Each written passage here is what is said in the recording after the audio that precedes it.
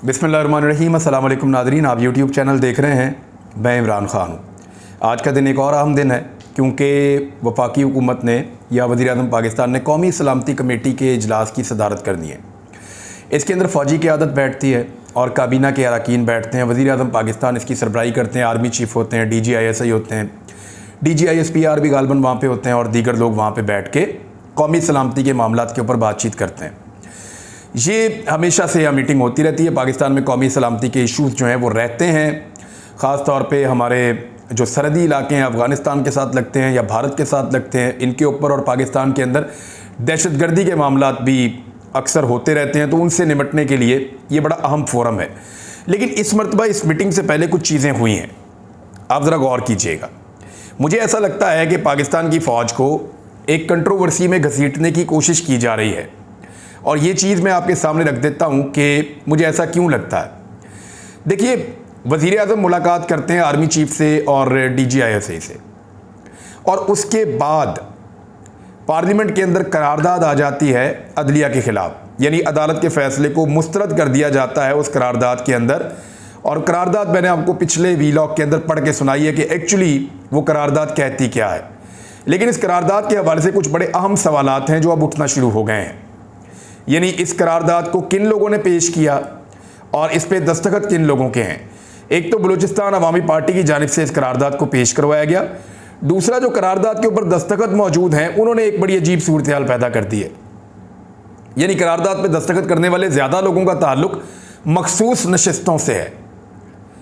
यानी उन लोगों को, आपको पता है, सीट मिलती वफादारी के एवज़ है कि आप हमारे वफादार रहें, हम आपको ये नशिस्त दे देंगे। कोई बड़ा लीडर इस करारदाद पे दस्तखत नहीं कर सका। शहबाज शरीफ ने खुद भी इस करारदाद के ऊपर दस्तखत नहीं किए। बिलावल जरदारी ने इस करारदाद के ऊपर दस्तखत नहीं किए। खुर्शीद शाह साहब के मुझे इसके ऊपर दस्तखत नज़र नहीं आए। यानी पॉलिटिकल पार्टीज़ के राना सनाउल्लाह साहब के भी मुझे इसके ऊपर दस्तखत नज़र नहीं आए। वो लोग जो अपने सियासी मुस्तकबिल को महफूज रखना चाहते हैं, उनमें से किसी ने भी इस करारदाद के ऊपर दस्तखत नहीं किए। क्यों नहीं किए, ये एक अलग बात है। वैसे अगर इस करारदाद के ऊपर पूरे 300 से ज़्यादा लोगों की भी दस्तखत होते तो फिर भी इसकी कोई कानूनी हैसियत नहीं थी। उसकी वजह यह है कि सुप्रीम कोर्ट ऑफ पाकिस्तान का फ़ैसला है, उसके ऊपर हुकूमत की जिम्मेदारी है कि अमल दरामद करे। करारदादों के ज़रिए से फ़ैसले रिवर्स नहीं हो सकते। अगर करारदादों के ज़रिए से फ़ैसले रिवर्स हो जाते तो बाजी में सियासी हुकूमतें बहुत सारे फ़ैसले करारदादों के ज़रिए रिवर्स करवा चुकी होती। मिसाल के तौर पे यूसुफ रज़ा गिलानी की नाअहली, मिसाल के तौर पे नवाज़ शरीफ की नाअहली, मिसाल के तौर पे सज़ा जो मिली नवाज़ शरीफ साहब को, और बहुत सारे ऐसे फ़ैसले करारदादों के ज़रिए उनको रिवर्स किया जा चुका होता। लेकिन ये हो नहीं पाया, अब भी नहीं हो पाएगा। लेकिन आप गौर कीजिए कि शहबाज शरीफ साहब पहले फ़ौजी क़यादत से मुलाकात करते हैं, उसके बाद कौमी असम्बली में ये करारदाद लाई जाती है। ऐसा लगता है कि जानबूझकर पाकिस्तान के इदारों को कंट्रोवर्शियल करने की एक कोशिश है। और अभी कौमी सलामती कमेटी की मीटिंग होनी है। उसूलन तो उसके अंदर कौमी सलामती के इशूज़ ही ज़ेर बहस आने चाहिए। लेकिन आप गौर कीजिए कि कुछ ऐसे सहाफ़ी जिनका ताल्लुक PMLN के बहुत करीबी हलकों से है या वो PMLN के बहुत चहीते हैं, मैं आपको बता देता हूँ। एक्चुअली इसमें जो लोग PDM के बहुत करीब हैं उनमें से चंद सहाफ़ियों ने, जिनमें हामिद मीर शामिल है, इन लोगों ने इस चीज़ को हवा देना शुरू की कि कौमी सलामती की कमेटी बहुत अहमियत इख्तियार कर गई है, वो मीटिंग बहुत ज़्यादा अहम हो गई है क्योंकि आज असम्बली ने मुस्तरद कर दिया है सुप्रीम कोर्ट ऑफ पाकिस्तान का जो बेंच का फ़ैसला है, उसको मुस्तरद किया पंजाब में और खैबर पख्तूनख्वा में इलेक्शन के हवाले से।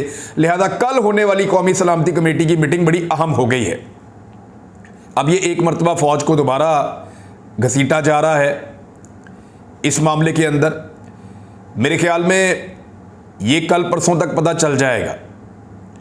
मुझे नहीं लगता कि फ़ौज को अपने आप को इस मामले के अंदर लाना चाहिए। एक इदारा है काबिल एहतराम, सुप्रीम कोर्ट ऑफ पाकिस्तान, उसके मुअज़्ज़ज़ जज साहब, जिनमें चीफ जस्टिस ऑफ पाकिस्तान शामिल हैं, उन्होंने एक फ़ैसला दिया है कि 2 सूबों के अंदर आईने पाकिस्तान के मुताबिक इंतखाबात करवाए जाएँ। अब इसमें तो फ़ौज का कोई लेना देना है नहीं, या फ़ौज इसके अंदर कोई रोल प्ले कर नहीं सकती है कानूनी और आईनी तौर पर, ना उनका इसके साथ कोई ताल्लुक है।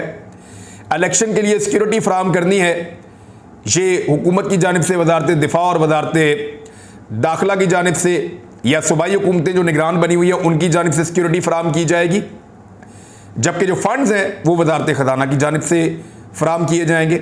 इसमें फ़ौज का तो कोई रोल कानूनी और आईनी तौर पे नहीं है, लेकिन कुछ सहाफ़ी जानबूझकर इस मामले को वहाँ जोड़ रहे हैं।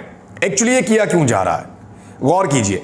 इमरान खान साहब ने अब नहीं कहा, वो पहले दिन से, जब से जनरल बाजवा के साथ उनके इख्तिलाफात थे, उसके बाद से लेकर अब तक इमरान खान साहब लगातार कह रहे हैं कि फ़ौज भी मेरी है, मुल्क भी मेरा है। और वो ये भी कह रहे हैं कि ये फ़ौज मेरे मुल्क के लिए मेरे से भी ज़्यादा ज़रूरी है। वो ये कह चुके हैं, एक मरतबा नहीं कई मरतबा कह चुके हैं, और उस वक्त भी कह चुके हैं जब जनरल बाजवा के साथ उनके इख्तिलाफात अपने उरूज पर थे, उस वक्त भी इमरान खान ने कहा। लेकिन अभी मैंने देखा कि PMLN के सोशल मीडिया से जुड़े लोगों ने और मीडिया से जुड़े लोगों ने इसको हवा देना शुरू की, और उन्होंने कहा कि इमरान खान शायद यू टर्न ले रहे हैं और अपना मौके बदल रहे हैं। देखिए, एक बात क्लियर रखिएगा, जो लोग भी रजीम चेंज ऑपरेशन के खिलाफ हैं वो पाकिस्तान की फौज के खिलाफ नहीं हैं, वो एक पॉलिसी के खिलाफ है कि बंद कमरों के अंदर चंद लोगों ने बैठकर फैसला किया, और अब तो उन लोगों के नाम भी सामने आ रहे हैं। जनरल बाजवा खुद कन्फेस कर रहे हैं कि वो चीज़ों के अंदर शामिल हुआ करते थे, वो खुद एतराफ़ कर रहे हैं कि वो चीज़ों के अंदर किस हद तक अंगेज थे। तो लड़ाई उस पॉलिसी के खिलाफ थी, फौज के खिलाफ लड़ाई नहीं है।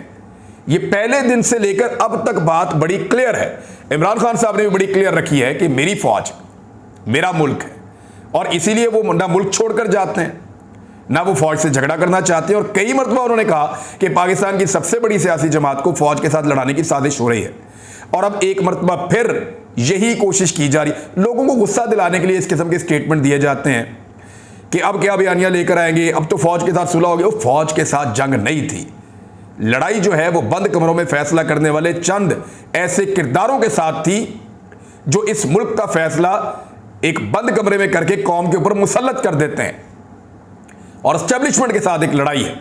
जनरल बाजवा उसका एक किरदार है, एक बड़ा किरदार, लेकिन उसके बावजूद फौज के साथ कभी किसी ने, और फौज पाकिस्तान के अंदर से है, कोई बाहर से नहीं आई हुई। ये पाकिस्तानी भर्ती हुए हैं फौज के अंदर, उनके जज्बात भी पाकिस्तानियों से मुख्तलिफ नहीं हो सकते। जैसा पाकिस्तानी सोचते हैं वैसा ही पाकिस्तान की फौज भी सोचती है। अभी हाल ही में एक इंक्वायरी की गई है, बहुत बड़े पैमाने पे पाकिस्तान की एस्टेब्लिशमेंट ने करवाई है कि चेक किया जाए, क्योंकि एक रिपोर्ट उनको दी गई थी और कार्रवाई डालने वालों ने ये रिपोर्ट दे दी थी। आला तरीन सतह पे ताकतवर लोगों को ये रिपोर्ट पहुंचा दी गई थी कि जनाब ये जो बयानिया बनता है ना सोशल मीडिया के ऊपर और ट्रेंड बनते हैं, ये कंट्रोल किए जाते हैं, और ये ज़मान पार्क से इमरान खान साहब कंट्रोल करते हैं। इस पे एक दूसरी सिमत से इंक्वायरी करवाई गई, बंदे भी उठाए गए, और मैंने जब बंदों से बातचीत की तो मारा कुट्टा नहीं गया, लेकिन हर तरह की तसल्ली की गई है, पॉलीग्राफिक टेस्ट तक किए गए हैं बंदों के, और उसके बाद नतीजा ये निकला कि ये सारा ऑर्गेनिक था, ये लोगों के अपने गिले और शिकवे हैं। तो मुझे अच्छी तरह याद है जब जनरल आसिफ गफूर साहब एक हाइब्रिड वॉरफेयर की बात करते थे तो उन्होंने कितना पैसा खर्च किया था, उन्होंने कितना पैसा लगाया था लोगों को, जिसके साथ उन्होंने ये प्रोपेगेंडा का जवाब देना शुरू किया, या भारतीय लॉबी को, PTM की लॉबी को, या दीगर मुखालिफिन को जवाब देने के लिए जनरल आसिफ गफूर साहब से पूछ लीजिए उन्होंने कितना पैसा खर्च किया था। 1 रुपया खर्च नहीं होता। आपका मकसद ठीक हो, आपकी कौम आपके साथ खड़ी हो जाती है। जब भी कभी आप पाकिस्तान की बात करेंगे पूरी कौम आपके साथ खड़ी हो जाएगी, लेकिन जिस वक्त कौम को ये लगता है कि कोई एक फैसला या कोई एक चीज़ इस मुल्क में गलत हो रही है तो वो अपना नैरेटिव उसके ऊपर बनाती है, और ये ऑर्गेनिक होता है। लीडर तो लीड करने के लिए होते हैं, बाकी तो पब्लिक की अपनी समझ बूझ और शऊर है, और पाकिस्तानी अल्हम्दुलिल्लाह शऊर वाले लोग हैं। अब ये जो मीटिंग है जो होने जा रही है, इसके बारे में एक तासुर बनाने की कोशिश की जा रही है। इसी तरह जस्टिस काजी फायज ईसा साहब के लिए भी मुश्किलात पैदा की जा रही हैं। काजी फायज ईसा साहब पाकिस्तान की तारीख के वो पहले जज हैं जो चीफ जस्टिस ऑफ पाकिस्तान बनने से पहले मुतनाज़े बनाए जा रहे हैं एक पॉलिटिकल पार्टी की जानिब से। यानी हर जगह पे मरियम नवाज़ उनका नाम लेती हैं, हर जगह पे PMLN के लोग चीख चीख कर उनका नाम लेते हैं, जस्टिस काजी फायज ईसा साहब का, और उन्हें लगातार मुतनाज़े बनाने का अमल जारी है। काजी फायज ईसा साहब को चाहिए कि वो बुलाकर इनको बाउंड करें कि मुझे पॉलिटिसाइज ना किया जाए, क्योंकि एक जज चीफ जस्टिस ऑफ पाकिस्तान बनने से पहले एक पॉलिटिकल पार्टी उन्हें मुकम्मल तौर पे पॉलिटिसाइज कर रही है और इसका मौका उन्हें ज़्यादा देर तक नहीं देना चाहिए, क्योंकि ये बड़ा अहम मुकाम है, बड़ा अहम ओहदा है और इसके ऊपर बैठे हुए लोगों को कंट्रोवर्शियल नहीं बनाना चाहिए। वज़ीर आज़म ने सुप्रीम कोर्ट से कहा है कि अपने फैसले के ऊपर नज़रसानी करें, लेकिन अब फैसला तो बड़ा क्लियरली आया है। ना सिर्फ क्लियरली आया है बल्कि तमाम उससे जुड़ी हुई चीज़ों पे भी बाउंड कर दिया है सुप्रीम कोर्ट ऑफ पाकिस्तान ने। अब बाकी रह गए हैं 3 दिन। आज 7 तारीख है जब आप ये वीडियो सुन रहे हैं। 3 दिन के अंदर अगर फंड्स फ्राहम नहीं करती इलेक्शन कमीशन को वफाकी हुकूमत, तो फिर मामला आगे बढ़ेगा और पता चलेगा कि ये ऊंट किस करवट बैठता है। 2 बहुत बड़े बहरान आने वाले हैं पाकिस्तान पे, उनसे मैं आपसे बात करता हूं, लेकिन पहले अली अमीन गंडापुर की बड़ी ड्रामाई गिरफ्तारी हुई है। अली अमीन गंडापुर के तमाम मुकदमात में उनकी ज़मानत मौजूद थी, उनके वकला उनके साथ मौजूद थे और सेशन जज की अदालत के अंदर मौजूद थे। वहाँ पे उनके वकला भी थे, वो खुद भी थे, तमाम बेल्स उनकी मिल चुकी थी उन्हें। और उसके बाद जो वहाँ पे सीनियर पुलिस ऑफिसर जो DPO हैं डेरा इस्माइल खान के, वो आते हैं वहाँ पे और वो कहते हैं कि मुझे ऊपर से ऑर्डर्स मिले हैं कि मैंने अली अमीन गंडापुर को अरेस्ट करना है, हत्ता कि उनके खिलाफ कोई केस नहीं है। अदालत ने पूछा भी उनसे, लेकिन उन्होंने कहा कि नहीं, मुझे इनको गिरफ्तार करना ही है, और फिर उनको गिरफ्तार किया गया। बल्कि वहाँ पे ये भी कहा गया कि इनके ऊपर तौहीन अदालत लग सकती है, तो वो उसके लिए भी तैयार थे। तो अली अमीन गंडापुर ने कहा कि ऊपर से ऑर्डर आए हैं, तो ऊपर कहाँ से आ गए, ऊपर तो अल्लाह ताला है। बहरहाल अली अमीन गंडापुर ने तमाम जमानतें होने के बावजूद गिरफ्तारी दे दी है। लेकिन हैरत अंगेज तौर पे जैसे ही अली अमीन गंडापुर की गिरफ्तारी हुई, वैसे ही एक बहुत पुराना उनका क्लिप जो धरने के टाइम पे मौजूद था, उस क्लिप को निकालकर वायरल किया गया और जियो टीवी ने, समा टीवी ने 1-2 जगह पे और इसको वायरल किया गया। पहले से निकाल कर रखा हुआ था, इनको आइडिया था कि आज अली अमीन गंडापुर को गिरफ्तार किया जाएगा और गिरफ्तारी के बाद हमने ये वाला जो एक क्लिप है इसको निकाल के, जो ऑडियो का है, उसको हमने वायरल करना है। तो वो फौरी तौर पे वायरल किया गया कि जी ये वाला मामला है, इस वजह से गिरफ्तारी हो रही है, वैसा हो रहा है, ऐसा हो रहा है। एक्चुअली तो ये जंगल का कानून ही है, एक आदमी के पास जमानत मौजूद है और अदालत गिरफ्तारी से रोक रही है, उसके बावजूद गिरफ्तार करने वाला ये कहता है कि ऊपर से ऑर्डर है, और ये भी नहीं बताता कि ऑर्डर किसने दिए हैं और कितना ऊपर से ऑर्डर है, तो ये चीज़ें वो नहीं बताता। बहरहाल अली अमीन गंडापुर की गिरफ्तारी से ये सोचा जा रहा है कि शायद इससे इमरान खान की सपोर्ट कम होगी, या उनकी हिफाजत करने के लिए जो लोग आते हैं या उनकी सिक्योरिटी के मामला जो हैं उनमें रखना पड़ेगा। मुझे नहीं लगता ऐसा होगा। ये पाकिस्तान की अवाम का मामला है। पाकिस्तान की अवाम ने इमरान खान को लीडर के तौर पर फिलहाल कबूल किया हुआ है और वो उन्हें वोट भी डालना चाहते हैं, उनको सपोर्ट भी करते हैं, उनकी हिफाजत के लिए भी आते हैं। तो इसमें बंदे गिरफ्तार करने से मुझे नहीं लगता कोई फर्क पड़ेगा। फजलुर रहमान साहब का बहरहाल काफ़ी नुकसान कर दिया आज। अली अमीन गंडापुर अगर गिरफ्तार ना होते तो फजलुर रहमान साहब की सियासत डेरा इस्माइल खान में बची रहती, लेकिन अली अमीन गंडापुर की गिरफ्तारी से फजलुर रहमान साहब की मकबूलियत कम होगी डेरा इस्माइल खान में, और अली अमीन गंडापुर की मकबूलियत में इजाफा होगा। वो पहले ही फजलुर रहमान को कई मरतबा शिकस्त दे चुके हैं, तो इस मरतबा फजलुर रहमान साहब की सियासत को पूरी तरह से तबाह कर दिया है। एक बहरान जिसका मुझे आपको बताना था, आटे और बिजली का एक बहुत बड़ा क्राइसिस आ रहा है। फ्यूल प्राइसेस पाकिस्तान में बहुत ज़्यादा बढ़ गई हैं और बिजली की कीमतें गुज़िश्ता 1 साल में जब से इंपोर्टेड हुकूमत आई है, इन्होंने कहा था कि हम आधी कर देंगे। आधी करने की बजाय इन्होंने दुगनी कर दी हैं बिजली की कीमतें। एक तो आम आदमी गर्मियों के अंदर जब पंखा चलाएगा, जब उसका बिजली का इस्तेमाल ज़्यादा होगा, पानी का इस्तेमाल ज़्यादा होगा, तो फिर वो बिजली का बिल नहीं दे पाएगा। दूसरा, बदतरीन लोड शेडिंग का आपको सामना करना पड़ेगा, वो इसलिए कि पाकिस्तान के पास इतने ज़्यादा वाटर रिजर्व्स नहीं हैं कि पाकिस्तान बिजली बना सके जून और मई के महीने में। मई और जून के महीने में बिजली का बहरान आएगा और आटे का एक बड़ा खौफनाक बहरान दोबारा पाकिस्तान में आ सकता है, क्योंकि देखें जो आटा 1100 रुपये की बोरी मिलती थी वो अब आपको 3100 रुपये की मिलती है, और आने वाले वक्त में ये मज़ीद महंगी हो सकती है। उसकी वजह यह है कि सिंध के अंदर इस मरतबा गंदम की प्रोडक्शन कम हुई है गुज़िश्ता साल सैलाब की वजह से।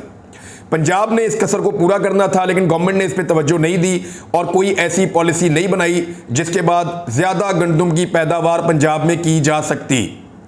तो जब पंजाब के अंदर पॉलिसी नहीं बनी और इसके ऊपर तवज्जो नहीं दी गई सियासी मामलात की वजह से, तो पंजाब में वैसे ही गंदम नॉर्मल तरीके से पैदा होनी थी। अब यहाँ पे यालाबारी हुई है, बारिशें हुई हैं खड़ी फसलों के ऊपर, और इस मौसम के अंदर यालाबारी बारिशें, धूप ना निकलना, इस चीज़ का मतलब जो है वो तमाम किसान भाई समझते हैं। टीवी पे तो खबर चलती है ना कि मौसम खुशगवार हो गया, लेकिन आप किसान से पूछें वो कितनी तकलीफ में होता है जब मार्च के आखिर में और अप्रैल में बारिशें हो रही हों। और इन बारिशों ने, यालाबारी ने काफ़ी नुकसान पहुंचाया है पाकिस्तान में फसलों को। और एक परसेंटेज है, मुझे भी इसका आइडिया नहीं है, लेकिन मेरे एक दोस्त बता रहे थे कि 15% से ज़्यादा का नुकसान हुआ है। अब इस नुकसान के बाद जो गंदम की कीमत है फी मन देही इलाकों के अंदर, वो 5,000 रुपये से भी ऊपर चली गई है। तो इतनी ज़्यादा गंदम फी मन कीमत होने के बाद कैसे मुमकिन है कि आटा सस्ता मिले? आने वाले दिनों में आटे का बहरान भी खुदा न खास्ता पाकिस्तान में पैदा होगा। गवर्नमेंट को फौरी तौर पे इसको हल करना चाहिए, क्योंकि सऊदी अरब ने $2 अरब देने की बात की है।